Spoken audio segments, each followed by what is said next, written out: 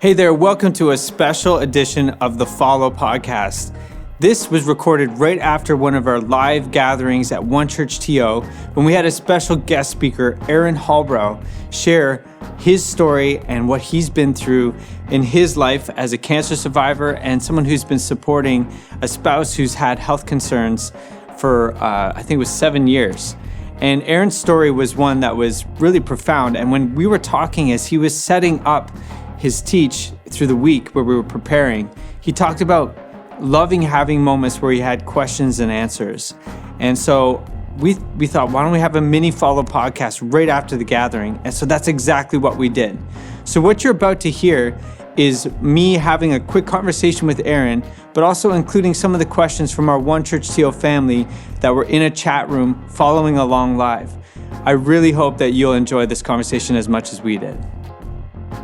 All right. Well, Aaron, I'm getting the privilege of sitting here with Aaron, and just a couple seconds after you kind of shared so vulnerably with us just what you guys are going through and what you've learned. And I'd invite everyone who's watching online to jump into the chat room. We've already got a couple questions, but we're kind of going to do, I don't know if you've ever had a chance as our community to know, we've done some follow podcasts that kind of like help us follow Jesus, but also follow up kind of after some of the conversations we're having. So we're going to do like a mini one of those right now with Aaron, but we want it to be kind of live as well. So if you have any questions to add, I've got some here, but I would love for you to jump in.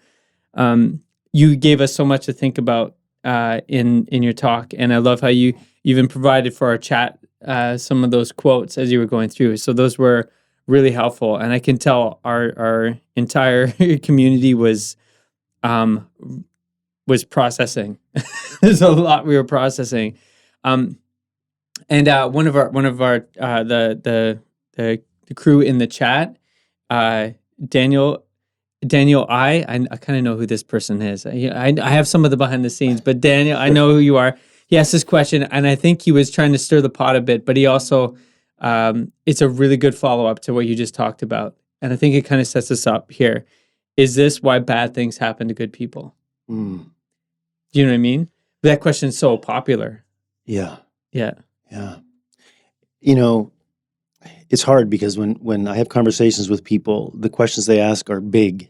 Yeah. And they want me to give them an answer, but I'm not prepared to give answers. I'm prepared to give you a response.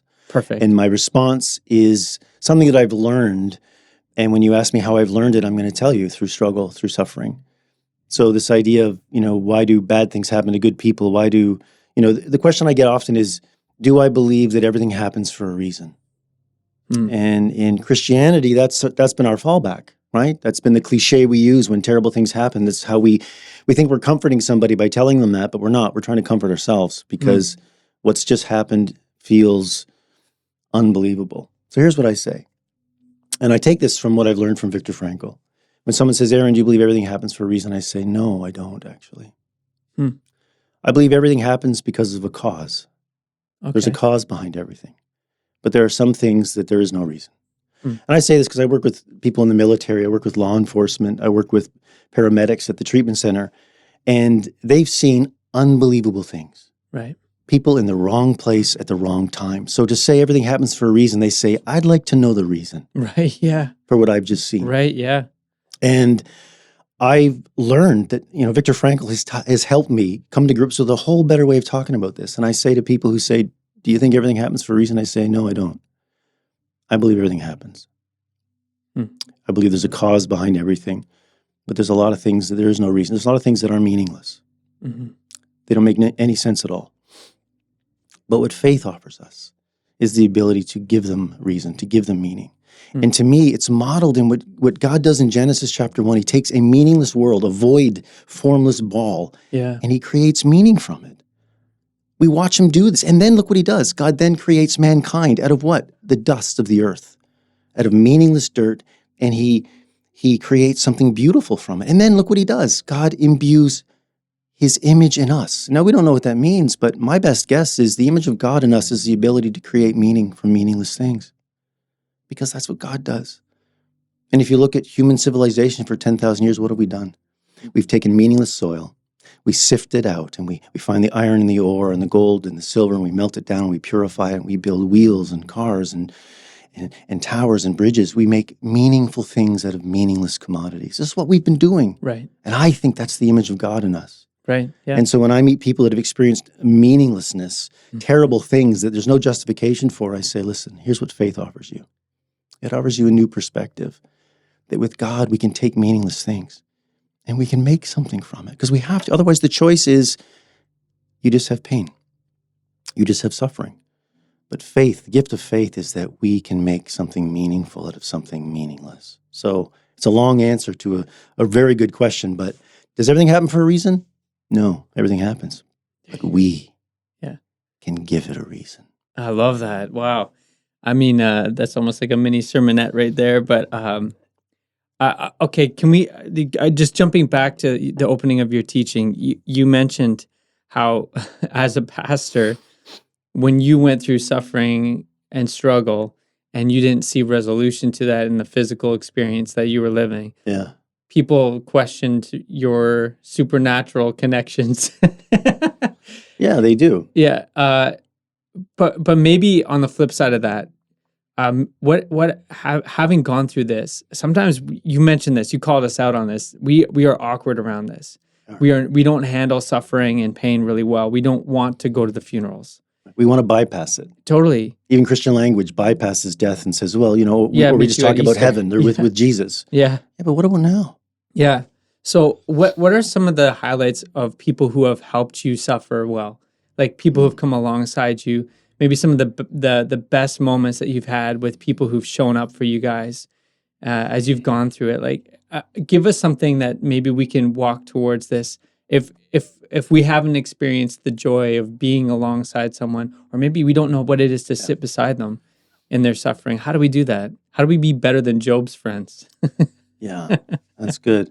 Well, I think the best thing is just to be present and know that when someone's going through it, you're not there to fix them. Mm-hmm. You don't have to fix them. It's just about holding space for them, and just listening. I spend time at this treatment center, and it's interesting who signs up to do a spirituality one-to-one with me. And it's usually somebody who comes in, he wants to, argue with me. Really? Or he wants to shake his fist. He wants to tell me his story, and then he wants to make me squirm as I try and explain to him where God is. Right, yeah. And in many of those situations, I'm like, I'm not here to defend something I don't fully comprehend. Right. Yeah. And to me, that's why it's God, because I don't fully understand it all. But what I am here to do is to listen to your story. When someone comes in and says, there's no God, and they look at me and they're like, there's no God, I say, okay, there's a story behind that, and you deserve to tell me. And I promise I'm not going to make excuses. Right. So tell me. So I remember one time it was a man in law enforcement. He came into treatment because he was in a bad way. His younger brother had died in a car accident and left a family and a widow and a child, and this guy was devastated. And so he shows up in treatment, and he says to me, Aaron, there's no God. It's not fair. My younger brother was a hardworking man, and he died, and I've wasted my life. I'm not working because I'm struggling with addiction. My marriages have ended. It should have been me. So he's experiencing survivor's guilt, and he's just mad at God for it. And I'm listening to him, and I'm like, wow, that's a heavy question. I said, let me ask you something.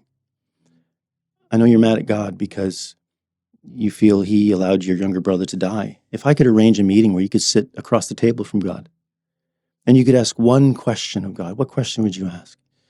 And he said to me, easy, why? Why? Why did you let that happen? And I said to him, that's a good question.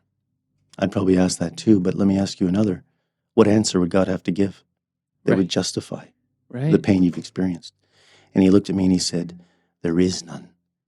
There is no answer good enough to justify the pain that's caused me and my family. And I said, you're right. So do you see you're stuck? You're asking a question that you've admitted there's no answer to. So you're stuck. And he said, so what am I supposed to do? I said, we have to find a better question. We have to find a better question, one that brings movement. Too many of us in struggling and suffering, we're stuck behind a question, and often why? Why me? Why this? Why now?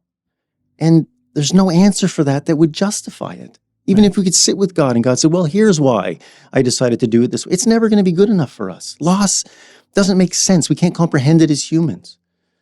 But instead, if we learn that there is no answer to that question that would satisfy, so maybe I need a better question.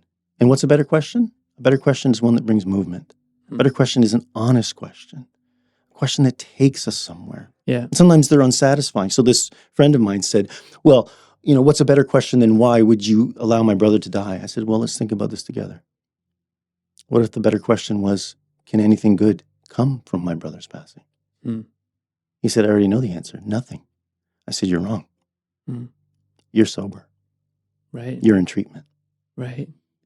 You're going to leave here. He already told me that he's going to be the best uncle he could be to his brother's boy, that he'd be there for his family. He'd show up. He'd already told me his life was transformed. Why? I said, what brought all this? I'll tell you what. Your brother's passing. Yeah. I said, you can stand at your brother's grave and you can say, I am whole because of your death. And in that way, you live vicariously for both of you. Don't you see it? That's redemption. Right. That's when something beautiful comes out of something that we can only understand and fathom is terrible. And I was just trying to offer him another perspective because the pain was unbearable, so unbearable that he became, he turned to addiction to kind of numb it. Right. And I was like, dude, we got to find a way through this, man. Because there's no way around it.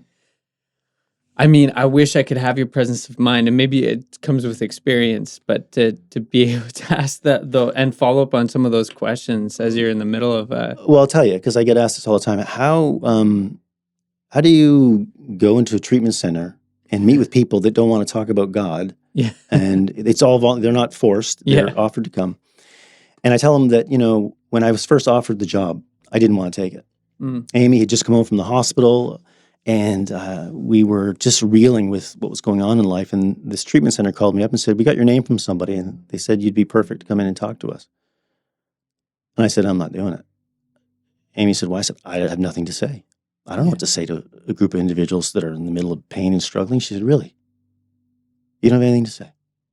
And my wife said to me, Aaron, you need to go. You need to go. Because my paralysis, our circumstances have taken enough. You need to go.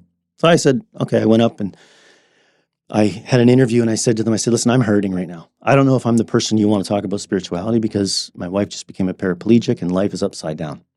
So I said, I'll tell you what, here's the deal. Let's date for 4 weeks. Okay. I'll do 4 presentations. And at the end of that 4 weeks, ask the clients what they thought and ask me if I felt it was a fit. Right. So the first day I show up, I'm in the parking lot and I'm praying, God, I don't know if I got anything good to say about you.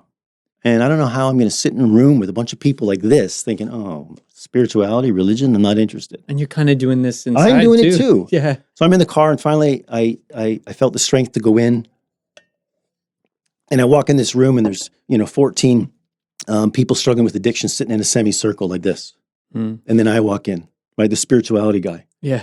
And I'm like, oh boy, this is going to be really fun, isn't it? So I sit down and I say at the front, I say, okay, here's what we're going to do. We're going to begin. I just want you to go around the circle and I want you to share your story, your connection to spirituality, whatever it is. I want to hear it. And you're free to just tell me what you think. One by one, it was a story of pain and tragedy. It was stories of spiritual trauma, religious trauma, one by one. Where was God when? See, addiction isn't the problem. Addiction is the symptom. Yeah, right. Right? And when it finally came to the end, they were all looking at me like, oh my God, what is this guy going to say now? Right? How is he going to somehow, because we just destroyed his whole argument of faith in God. And when it finished, it got to me, I was in tears. And I said, this is not going to make any sense to any of you. But I think I found my people. I think I know why I'm here. Oh, wow. I said, the only reason I feel like I have anything to say to any of you about God, because I don't know all of your struggle and pain. I know a bit of it now. But I have my own. Right. And I feel that gives me the credentials to sit with you. Right. Not to sit at the front of the room and fix you, but to sit in this circle and say, yes, life is unfair. Yes, life has been hard. And if you allow me, I'll stand up, walk to the front of the room and facilitate a conversation to see if we can find a way out of the weeds, standing on the shoulders of giants. Because spirituality, if you study human history, has been one of those things that has led us to the far side of suffering. Every major religion began in suffering. Not to avoid it, but to add meaning sense to of it. right? Yeah. Add meaning to it. Yeah. And we've lost sight of that. Yeah. So that's, once again, a long story. I like to Yeah. talk. No, it's So- good. If I'm gonna tease one thing out of that, even just as a principle for us, would you say that listening is probably the key to supporting someone in their suffering? Absolutely. I think truth is not discovered, it's revealed. Hmm. And by that, I mean, we don't go into something looking for how can I make sense of this guy's story so, God wins at the end. It's about listening and saying, God, may I hear you? May I find you in this story? Sometimes people will tell me their story, and when they're done, they'll say, that's why I don't believe in God. Hmm. And I'll say, can I tell you where I found God in your story? Right. Yeah. And they'll say, huh? Try. And I do my best. And I say, well, here's what I see. And I don't know if you see it because you're too close, but as an objective listener, here's what I hear again and again and again. One guy was about to graduate from treatment, and he asked to do a one-to-one with me before he left. And so we're sitting together, and he says, Aaron, listen, I just want you to know, I've been here for 9 weeks, and I went to every one of your spirituality groups, and they were inspiring, they were intriguing, but it didn't work for me. I tried, and I wanted it. It just didn't work for me. And so last night was the night before he was leaving. The morning we were meeting, he said, I went for a walk behind the center. There's this forest with a trail. He said, I went for a walk through the trail. It was September. It was the fall. He said, and as I was walking around, I looked up at the sky and I said, God, I'm about to leave tomorrow. The one thing I don't have figured out is this spirituality thing. So he's looking at the sky saying, speak to me. Say something to me. He said, I got halfway around the trail and I felt so stupid that I turned around and walked back to my room, and that's when I called and said, can you book an appointment with Aaron in the morning before I go? He said, so Aaron, I'm sitting across from you saying I tried, but it didn't work. Okay. And I said, can I ask you a question? He said, sure. I love the rabbinic tradition of answering questions with questions. Yeah. I said, can I ask you a question? He said, sure. I said, what does God sound like? He said, what do you mean? I said, well, you just said you walked through a forest asking God to speak to you. So I'm just curious what God sounds like. He says, well, I told you, I didn't hear anything. So what did you expect God to sound like? I asked him. He said, I don't know. I said, well, if you don't know what God sounds like, how do you know God wasn't speaking? Hey. And he said, that's a good question. And he said, what are you getting at? I said, can I tell you what I heard God say in that story you just told me? He said, you weren't there. I said, yeah, but you did such a good job telling it. Can I tell you what I heard God say? He said, sure. I said, you're walking through the trees in fall as the leaves are falling to the ground. I said, you're leaving treatment in an hour, going back to a job that is willing to take you back, to a woman that has loved you and accepted you and supported you and raised your kids while you're gone. You're sober. You're clean. You've got a new vision for life. You're alive. You can't hear what God's saying to you? You're worthy, my friend. You're worthy. You're loved. You can't, that's what God is saying to you. And he looked at me and he said, are you kidding me? I said, no. We think that spirituality comes from the lips of somebody at the front of the room. It doesn't. It comes from a voice inside our own hearts that remind us that we are worthy, that we are loved. If we would just listen. I tell people all the time that faith is not about putting God in your life. Faith is not about putting God in your heart. Faith is about finding God in your heart, about finding God in your life. It's about stripping away all the stuff that's robbing us of seeing that divine image. Right. And so, once again, to answer your question, just listening to people, to not try and find something, but just to listen for what God is saying through them. Trust the Holy Spirit. And sometimes it's just your presence alone. And sometimes it's just their presence. The best thing in sitting with somebody who is struggling and suffering is it offers you a perspective of your own pain. There are days I leave treatment after talking to somebody, or days I've had a coffee with a parishioner tell me about their life. And I can't tell you how many times I drive home and am so thankful for the life, even though it's difficult. Right? There's a rabbinic tradition that says if all of us could take our burdens off. Right. I know this one. It's so good. And walk to the front of everybody standing there and hang it on a tree, and then go stand together and look at everybody's burdens hanging from this tree. And if we were given the opportunity to go take any burden that we wanted, the one we wanted to carry, the tradition says we'd go take our own. Right. Why? Because the gift of perspective changes everything. Yeah. So let's meet with people who are suffering and struggling, not so that we can fix them or tell them what they need to hear, but so that their life and their suffering can matter to us. Imagine if people who are struggling, instead of feeling like the guinea pigs, just felt like they still had something to offer in their pain. Yeah. I mean, that's the gift. Oh, I love how you near your closing, you mentioned like go to the funerals, attend the sick. Yes. That's such a practical thing for us too, to do that. And in so many ways, I don't know if you were riffing off the moments when Jesus is calling his followers to do that and saying, "You're going to do it to me." Yes. And you'll experience me as you do that. And if we truly want to experience Jesus in this here and now, we avoid him by avoiding the sick and the suffering, right? If you want to find Jesus, go where he is, right? Bono said that God is with the poor, right? And God is with us if we are with them, right? Right? It's the same with suffering, right? Yeah. I say, I know when someone at your work is, there's a death in the family and, there's a visitation or something, nobody wants to go to those. I get that. Yeah. But I'm telling you, if you make a point to go anyways, to choose just to be present in someone else's grief and pain, even if you don't speak to them, you just choose to go there. I'm telling you, the perspective is life-changing. You will leave there, and by contrast, you will see life differently.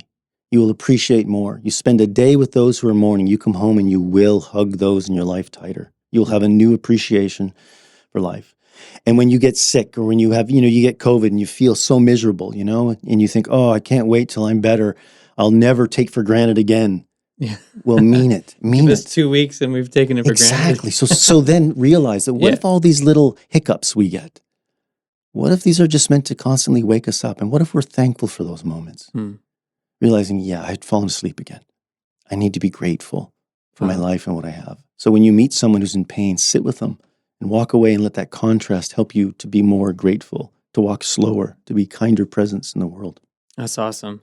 Okay, we've had a bunch of questions come in here, just responding here, and I know you've got other things we're bugging you to do today, so we don't have all day. So I'm gonna try and get through some of these, and I'm not gonna tell you to do rapid fire and truncate something that's gold if you got, but we'll see how many we can get through here.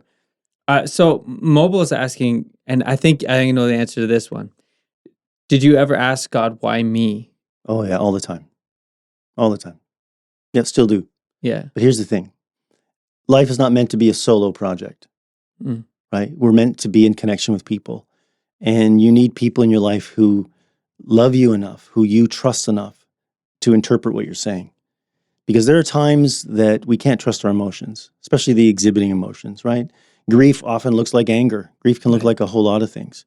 And sometimes when I don't know how I'm feeling, I have to sit with a good friend and I say, I'm going to just talk. And I want you to tell me what I'm saying. Because I don't know. I know how I'm feeling, but I don't know if I trust anything. You know what this is like when you're just so filled with rage and you're so upset. We need to find those safe people that can say, Aaron, you're scared.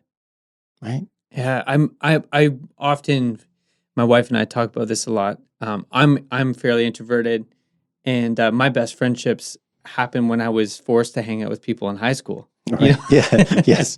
So as an adult, and Pastor Jonathan alluded this, especially for men, we often don't have an easy time making friendships. Yeah.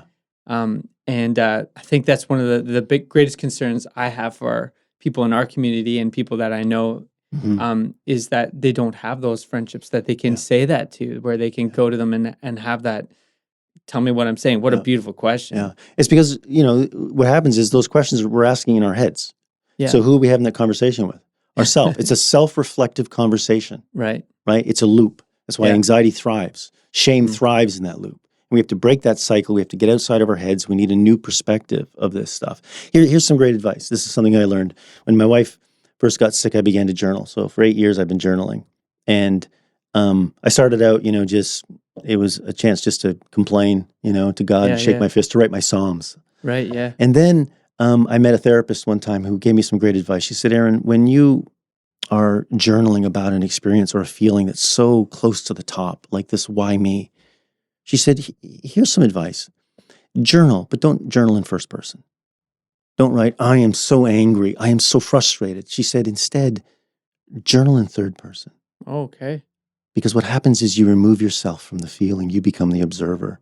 And you Wow. see what God sees. So I began to write, Aaron is upset. Aaron is scared right now. Aaron is afraid that God has forgotten, or Aaron feels cursed. Because then when you're finished, you can look at it and you read it, and something beautiful happens when you become the observer of your own life. So instead of just feeling the things, you can observe yourself feeling the things.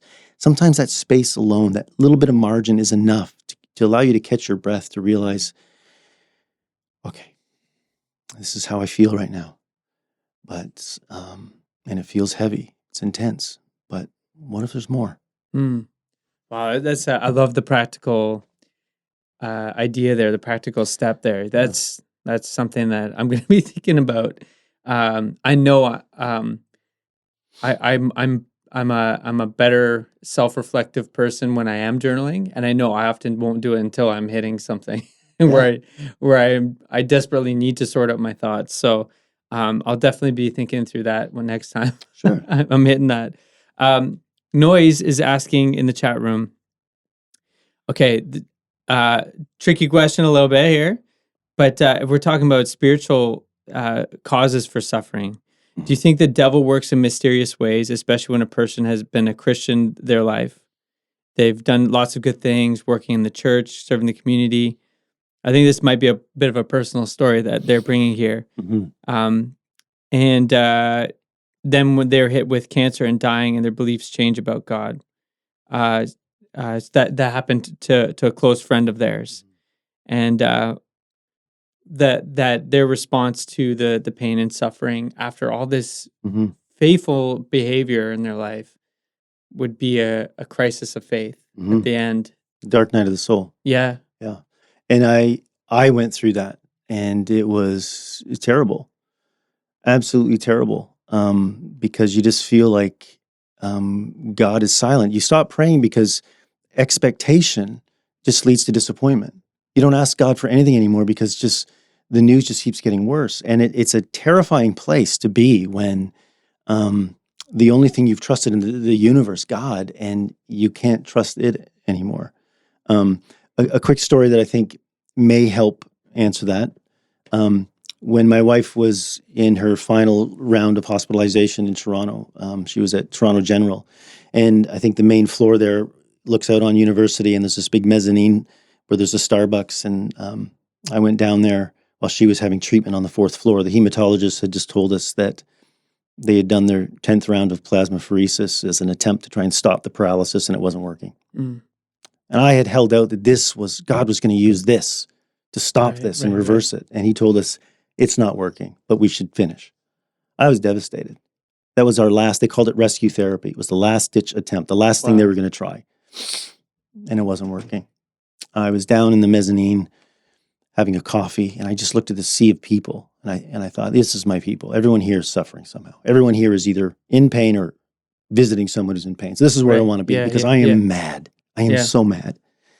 And I'm down in that mezzanine having a coffee, and I look across the sea of people, and my eyes make contact with an old man about 50 feet away. And I looked away because I thought, I don't want to talk to anybody. I'm in no mood to talk to anybody.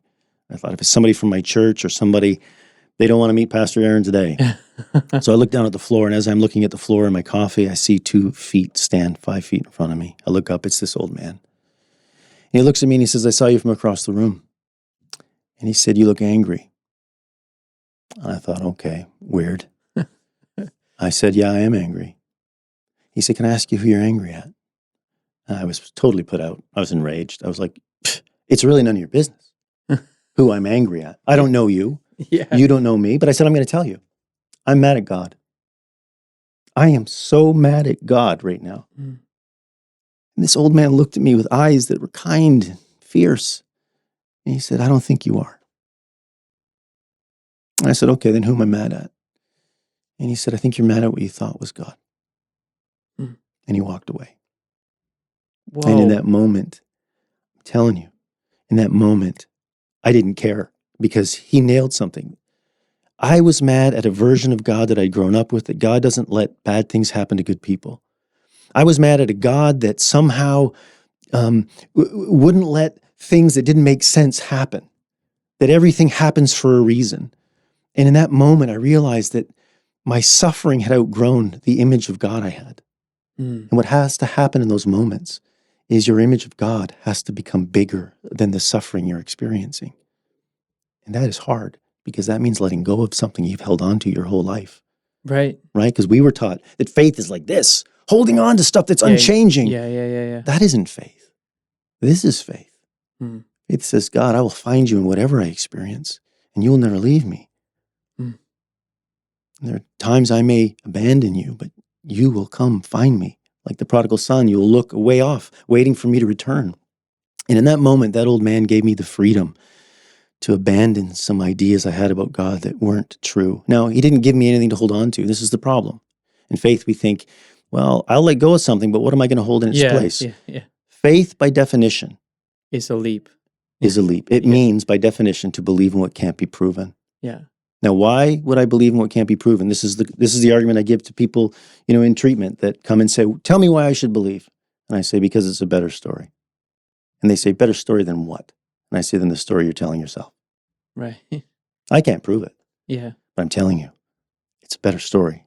You can believe it's a cold, dark universe and everything is just happening, or you can believe that somehow this is a loving intelligence and we're a part of something beautiful and we can find the divine, the presence of God can be here and we can be empowered to make beautiful things out of senseless things. I said, Isn't that a better story? At the end of the day, it is for me. And that's what gets me through. Oh man, that's so good. I've got a mental picture of that man standing across from you. Wow. It's the strangest story, but I'm telling you, it was one of those moments. Sometimes we just need permission from people. And sometimes it's not people we know.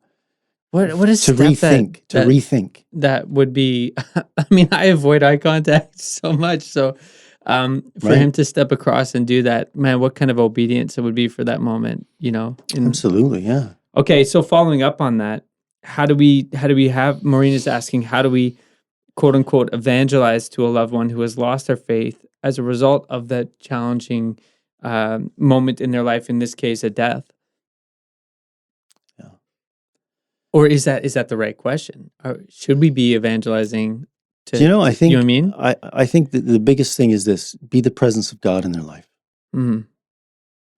Be the presence of God in their life. I'm telling you, people remember how you make them feel, not just what you say. They already know all the cliches. They know all of it. So abandon that limited vocabulary and begin to trust in the Holy Spirit to draw them in time and trust that God's love is big enough. I think a lot of people, it's not that they don't believe in God. They're just so mad at God. Right. They're just so mad. But if you've read the Psalms, Yeah. God can take it. Yeah, you can. Sure can. If you've ever had children, when your children come and they just beat against you and say, I hate you, I hate you, I hate you, because you've grounded them or you've taken away something, and they ground you, or they beat on your chest. You hold them and it's not true. Yeah. They love you. They're just hurting right now. Yeah. God's better than that.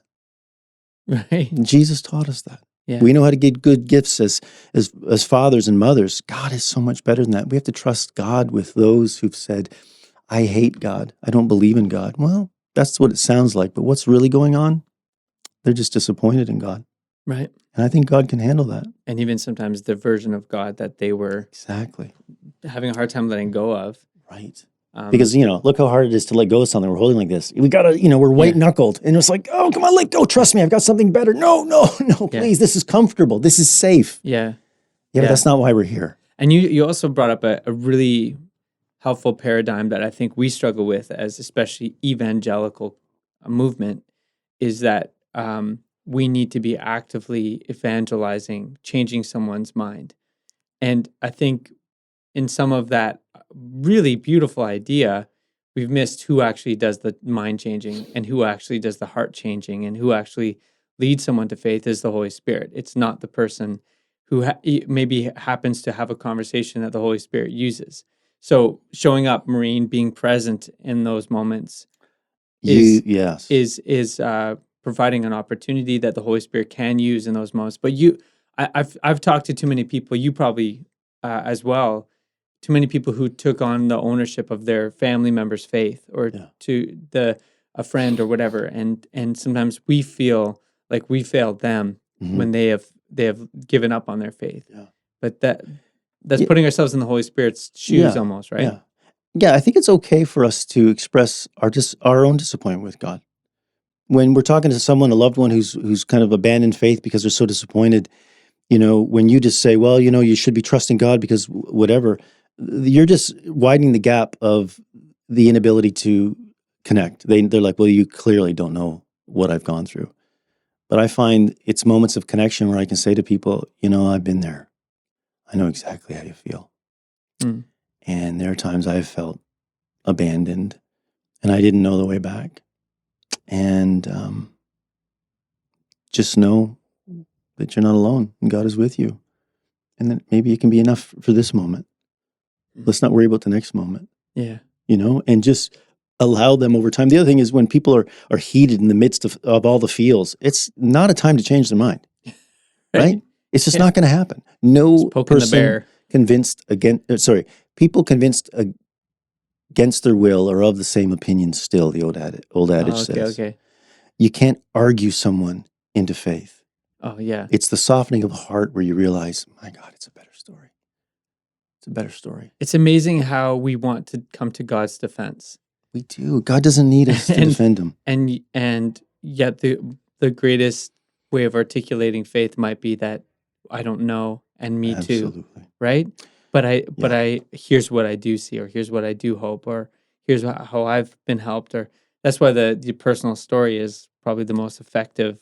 So when my wife, in the first couple of weeks when she was hospitalized, the pain was excruciating because that's when the damage was being done on her spinal cord. Wow. And there was one night they were just treating her with morphine. They didn't know how to treat the neurological pain, and it was brutal. And she was just in so much pain. And I was in there with her. She'd hit the button calling the nurse, and she looked up at me, and I had this cold cloth with ice on it that I was just wiping on her forehead. And she said, "Where's God? Mm. Where's God?" And I looked down at her and I said, "It's right here." Mm. As I wiped her forehead with this ice, because in that moment I felt, you know what? I am the tangible, right? The only tangible moment of peace and love she's going to have in this moment. Right. I was asking the same question, "Where's God?" But in that moment, I felt like it's like he's at least here, looking like me, right, wiping your brow with an iced cloth. Yeah. If we all just believe that more, that, you know what? When people say, "Where's God?" Why can't we say, "Well, apparently I bear his image. So do you. So maybe you can learn to see him in me." Yeah. And for some of us, if others can see it in us, maybe we can get to the place where we can look in our own mirror and see God's image there too. Right. We think God's a disembodied spirit. No, God is in you and in me. Yeah. And in some, just buried it down deep. Faith is about teasing that out again. Yeah. Letting go of stuff so that we can discover what's already there. Right. That idea of imaging is so potent in all of this, hey? Yeah. Yeah. Absolutely. Yeah. Absolutely. Okay, last question from Jat, and this, it closes with what I'll start with. Also, more of Pastor Aaron. Really enjoyed today's sermon, so there you go. But I think this is a good question for us to end on here. Just to touch on, does everything happen for a reason? What about God's plan and purpose for our lives? What does suffering actually teach us about our purpose in life? Well, without... Short question, easy one. Yeah. So I'm not one, like I said, I try and steer away from cliches, but it is the cliche of the butterfly. Okay. We know that the cliche is that a butterfly in its transformation in the cocoon, right? We see it struggling to get out, and we could help it by cutting that open so it can, but it would never learn to fly. Right. Because it needs the struggle to gain the strength to fly. We have a bad relationship with struggle in our world. Mm-hmm. You see, in God's economy, Jesus taught us to not judge. Mm-hmm. Taught it over and over and over. One of the 5 things Jesus talked about when Jesus wanted to talk, he talked about do not judge. Right. You don't know enough. Mm. He says don't judge not just people. Don't judge circumstances. Mm. You don't know enough.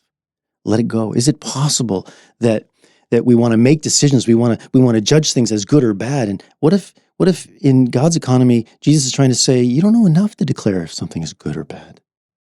Right. I mean, that's a problem in Eden again, right? Right.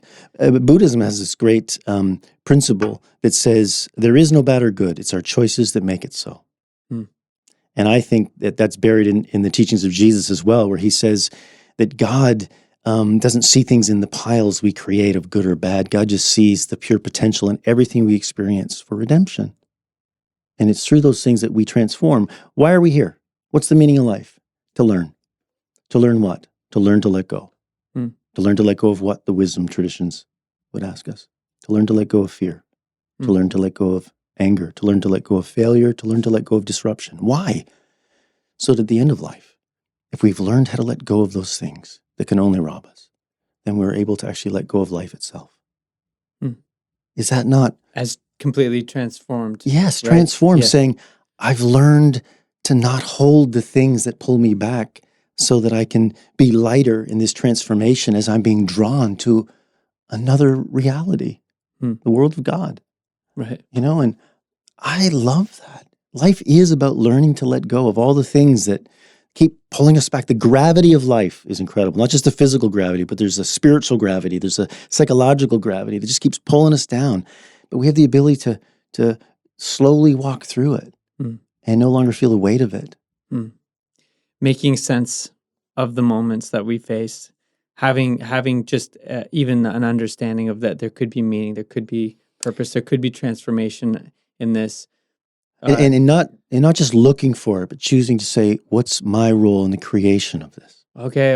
Yeah, right? that's What's even my more role active, in the right? creation of, so it's not enough to say, okay, God, here's an example with my wife's paraplegia, with my cancer. I'll use my cancer as an example. I get stage 3 cancer, right? I'm devastated, but Amy says to me, Aaron, my suffering's taught us so much. I'm like, you're right. Okay, still, doesn't make it any easier. I got to do 6 months of chemotherapy. And at first I was diagnosed stage 1. I want to talk about getting mad at God. I was diagnosed with stage 1, favorable. Great. I start treatment. It's only 3 months. Third week in, they do a PET scan and they reveal that, Aaron, you're not stage 1, you're stage 3. We're sorry. I'm not prepared for that. So I after that round of chemotherapy, I go sit in the car. A friend of mine named Ken was my chauffeur each week for chemo. And I sat in the car and he looked at me and said, "Boy, you look rougher than usual." I said, "Ken, I just found out I'm not stage 1, I'm stage 3. I said, "Ken, it's unsustainable." And my friend looked at me and he said, "What if cancer isn't the only thing that this chemo is healing?" And I realized, my God, you're right. I can choose to say this next 6 months of my life, I cannot come out of this the same. How do you find the best friends?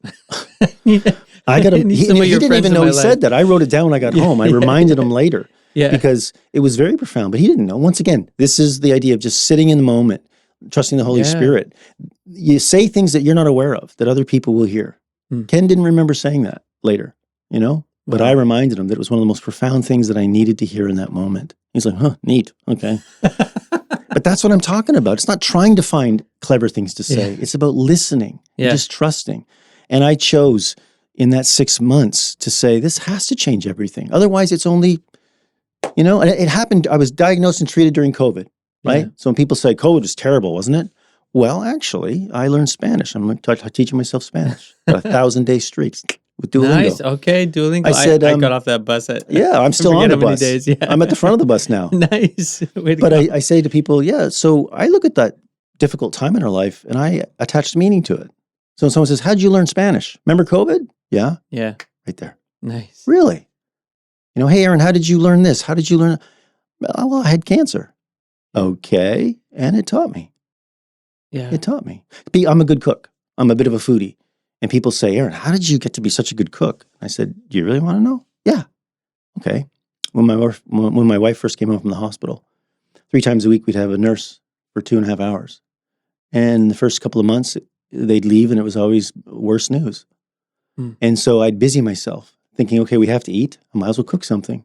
And I had 2 hours to cook a meal. So I began to learn to make sauces and different types of things. And I began to just get lost in cutting an onion as a way of dealing with my anxiety. And in the end, several things happened. One, I learned to cook and everyone got fed. And on the other side of it, I started developing the beautiful practice of being present when you don't want to be present, but being present in something that's meaningful. Mm. So I bought a vinyl record player, put it in my kitchen. And when I started cooking food, I'd play a vinyl record. Why vinyl? Because vinyl requires every 20 minutes, I got to walk over and flip it. Yeah. Which causes you to slow down and be present. Right, yeah. And in doing that, you realize, man, these beautiful small little acts are where God finds us, where we get nourished, And at the end, I became a good cook. I got a great vinyl collection, and God found me in the strangest place, not in the escape of pain, but in the middle of pain. Right. In,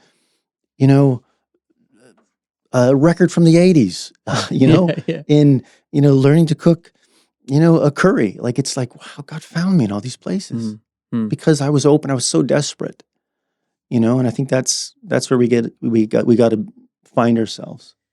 In a way, you've given us a gift of not abdicating our responsibility. Yeah. In these moments of not stepping back and being passive. But I love how you've called us to be actively pursuing that. Absolutely. Yeah. You see, in evangelical world, we're all, waiting for the world to end, so to speak. Return right? of Christ. The return of Christ. Yeah. Now, here's my conviction, and you don't have to agree with me on this. I think that when you can't find God here now, the ache is to leave. Right? When you can't find God, the world's just so far gone, the ache is to somehow be somewhere else and leave. Right. But when you can learn to find God here, now, in the midst of your pain, in the midst of your suffering, in the beauty of a sunrise, in the kindness of a friend, when you can find God's presence here now, the incentive isn't to leave. The incentive is to be. Because God's here. Right, yeah. And I'll let the end be what the end will be, but right now, I don't need to escape here to find God because I'm learning that God's already here. Right. And how much more prepared are you for whatever end it is than if you were actually present and when he was there with you the whole time, right? Absolutely. And if you can find God in your pain and your struggle, then what can't you do? Right. Yeah. Well, that's a good spot for us to end it, Aaron. This went even longer than we were thinking originally, but this was so valuable, and I'm seeing some comments here. People are still following along.